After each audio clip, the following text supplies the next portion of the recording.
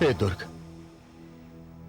मैं ब्रह्मा अपने मन वचन की कच्ची डोरी से बंधा हुआ विवश हूं। मैं तुम्हें अपने ये प्राण रूपी चारों वेद सौंपता हूं। आज से तुम चारों वेदों के स्वामी हो।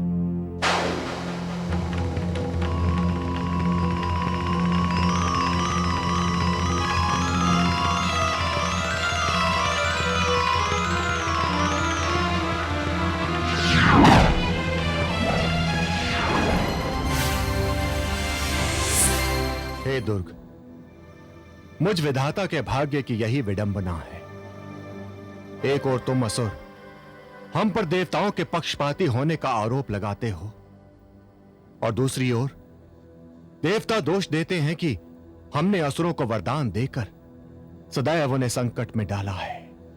हे पितामह, परंतु सच यही है कि भोले असुर आपके वरदान की भूल भुलैया में फंसकर कभी भी स्वर्ग का स्थायी सुख नहीं भोग पाए।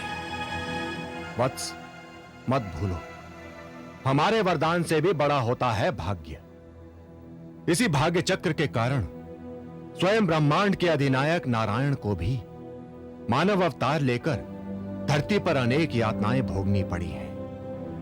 हे पितामह, हमें आपके और ब्रह्मांडपति नारायण के भाग्य से कोई लेना देना नहीं है। हमें तो मात्र असुरों के भाग्य से मतलब है, और असुरों के भाग्य को सृष्टि के सर्वोच्च शिखर पर पहुंचाने के लिए ही हमने आपको प्रसन्न किया है। तो हे वत्स, व्यर्थ के विवाद से तो उत्तम यही होगा कि तुम अपना प्रिय वरदान हमसे मांग लो, ताकि तुम्हारे सभी संदेहों का अंत हो जाए। हे पितामह, पहले आप मुझे यह वचन दें कि आप मुझे मेरा मनचाहा वरदान देंगे। हे वत्स, संदेह मत करो। माता भुवनेश्वरी की इच्छा से हम वचन देते हैं कि हम तुम्हें मनवांछित वरदान अवश्य देंगे।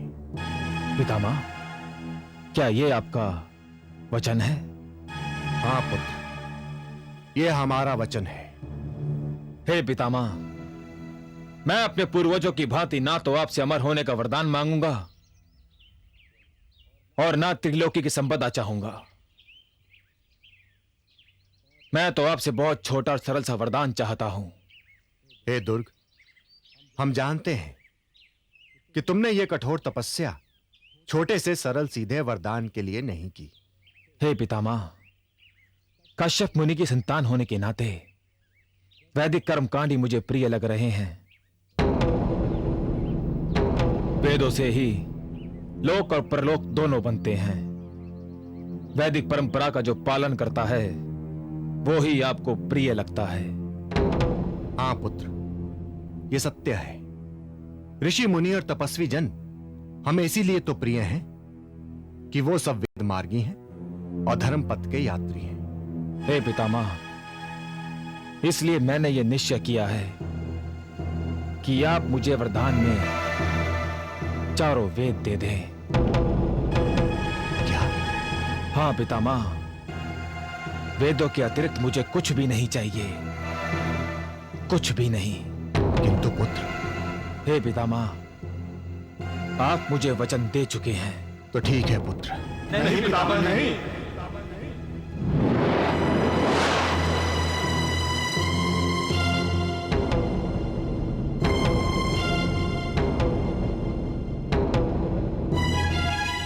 दुर्ग को सौंपकर आप हम पर इतना बड़ा अन्याय नहीं कर सकते पितामह।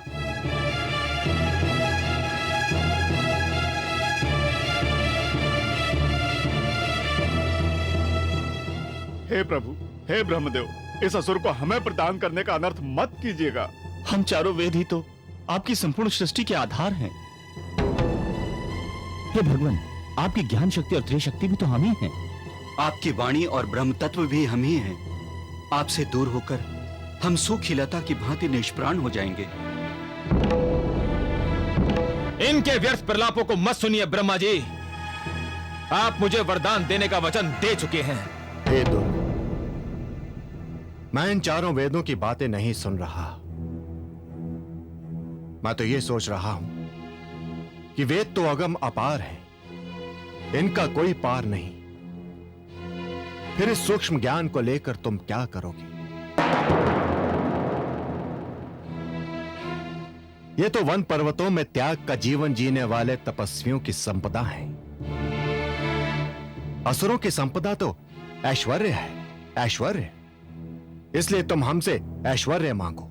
हे ब्रह्मा जी, मैं जानता हूं वेद अगम अपार हैं। धर्म, अर्थ, काम और मोक्ष चारों पुरुषार्थ वेदों में ही समाये हैं। लोक और परलोक दोनों वेदों से ही प्राप्त होते हैं। इसलिए ब्रह्मा जी, मैं आपसे वरदान में केवल वेद चाहता हूं, वेद। और वेदों के अतिरिक्त मुझे कुछ भी नहीं चाहिए, कुछ भी नहीं। किंतु पुत्र, तनिक सोचो, वेद तो हमारे प्राण हैं, हमारी वाणी है, हमारी क्रिया साधना और विधान है। ये हम तुम्हें कैसे दे सकते हैं? हे पितामह, अपने थूके हुए को तो पशु भी नहीं चाटते। वरदान नहीं देना है तो चले जाइए यहां से। परंतु इतिहास आपको झूठ और वचन भंग करने वाला कहकर सदैव आपका उपहास उड़ाएगा। हे पितामह, यदि वचन की मर्यादा को निभाना है तो मुझे ये चारों वेद दे दीजिए, अन्यथा यहां से निस्तेज होके चले जाइए। हे विधाता, यदि आपने हमें इसे सौंप दिया तो यह हमारा सर्वनाश कर देगा। यह स्वराज हमारा ही नहीं, आपकी संपूर्ण सृष्टि का सर्वनाश कर देगा। हे प्रभु, हम ही आपके गुप्त ज्ञान के रहस्य हैं। हमें पाकर ये आतताई क्या नहीं करेगा? हे प्रभु, हमारे बिना संपूर्ण त्रिभुवन में त्राही त्राही हो जाएगी। हे वेदो, सत्य ही तुम्हारा आधार है। ब्रह्मा, विष्णु और महेश का आधार भी सत्य ही है। यदि अपने दिए सत्य वचन को ब्रह्मा जी भंग करेंगे तो ब्रह्मा जी सहित तुम लोग भी शक्तिहीन हो जाओगे। सोचिए पितामह, सोचिए। एक ओर आपका दिया हुआ सत्य वचन और दूसरी ओर ये चारों वेद। मुझे मेरा मनोवांछित वरदान दीजिए, अन्यथा यहां से चले जाइए। मुझे उत्तर दीजिए, वरदान देना है या नहीं?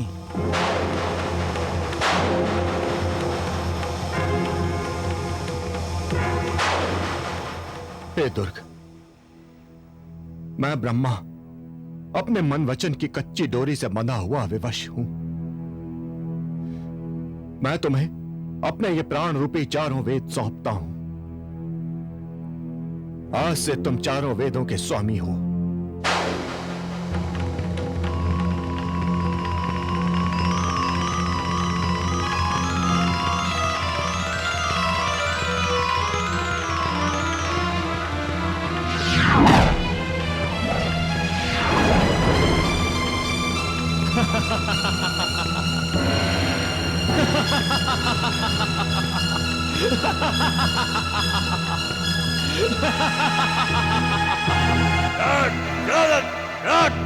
सैनिक, कारागार का द्वार खोलो।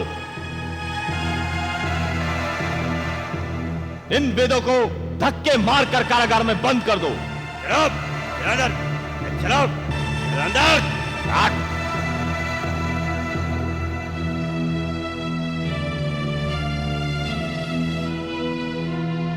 हे वेदों, तुम्हारे देवताओं ने हम असुरों को धरती की धूल की भांति खूब रौंदा था। अब हम उन्हें बंदर की भांति नचाएंगे। हे जगत माता, हे माता भुवनेश्वरी, ये आपकी कैसी माया है माते,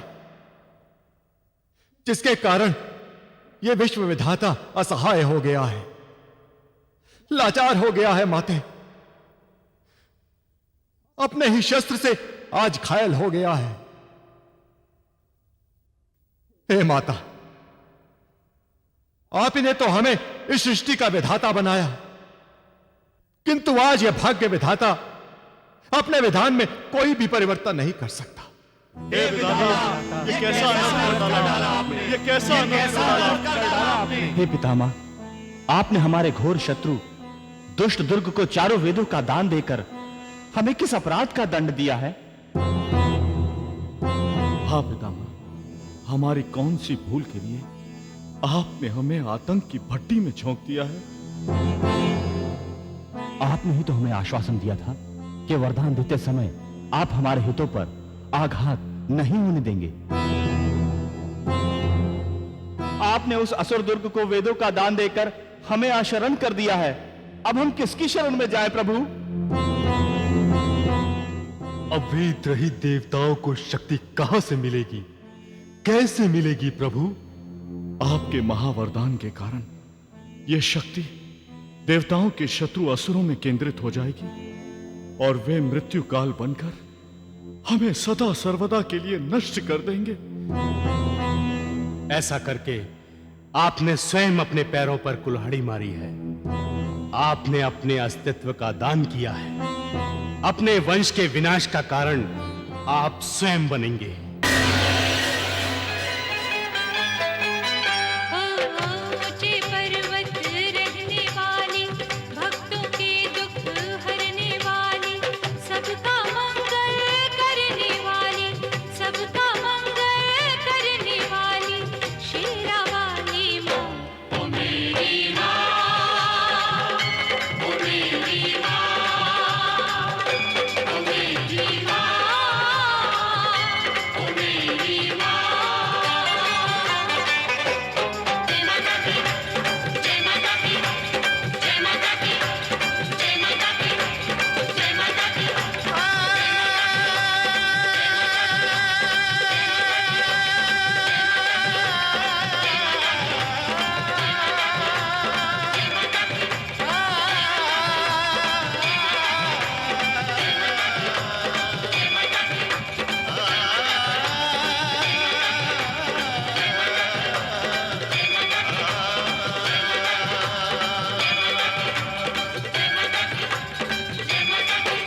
जय